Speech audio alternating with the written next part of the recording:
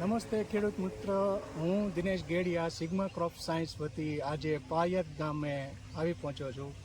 આજથી થોડા દિવસો પહેલાં આપણે ફાર્મરની મુલાકાત દુકાન ઉપર થઈ હતી, ત્યારે એને આપણે ઢાલ કરી, જે સિગ્મા ક્રોપ સાયન્સનું ઢાલ કરીને એને આપણે કપાસમાં છાંટવાની ભલામણ કરી હતી. તો આપણે આજે 5-7 કેટલા દિવસો 6 દિવસ થયા કાકાની આપણે 6 દિવસ પછી મુલાકાત લીધી છે. તો કપાસની અંદર ત્યારે શું પરિસ્થિતિ હતી? ત્યારે ગળો બહુ હતો અને જીવાત હતી, ચૂસ્યા આવી ગયા ને ગવાનું પ્રમાણમાં વધુ હતું. ને પાન એકદમ ટપકવા મળ્યા હતા. તો આજે તમને કપાસની અંદર પાન એકદમ બધા મુલાયમ થઈ ગયા અને હવે ગળો દેખાય છે આમાં? કઈ નહીં, નામનો નહીં, આનાથી જ રિઝલ્ટ કહેવાય. બરોબર. ને એનીથી ગળો સાફ થઈ ગયો છે.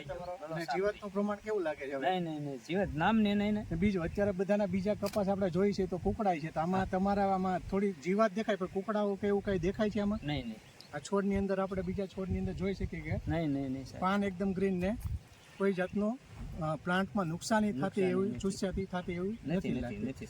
ને આ દવા છાંટતી વખતે તમારો અનુભવ શું છે? કે છે અરે સાહેબ, બહુ આ તો કડવાશ લાગી જાય આપણને. તો મોજા પહેરવા અથવા મોઢે બાંધી રાખવું. આ કંપની જે એની સાથે ભલામણ કરે છે કે ગ્લવ્સ ને પહેરીને છંટકાવ કરો, બાકી કોઈ નુકસાની આપણને પોતાને થતી, શરીરને કોઈ વસ્તુ નુકસાની નહીં. આપણને એનીથી તમને આપણે જોઈ શકીએ કે જે કપાસની ખરાબ પરિસ્થિતિ હતી એની અંદર ઘણો સુધારો અત્યારે જે આ વખતે મોટા બધા ખર્ચા કર્યા છે કે ગૌની અંદર કોઈ રિઝલ્ટ નતું આવતું, પણ આના રિઝલ્ટ તમને સારા પ્રમાણમાં આવ્યા.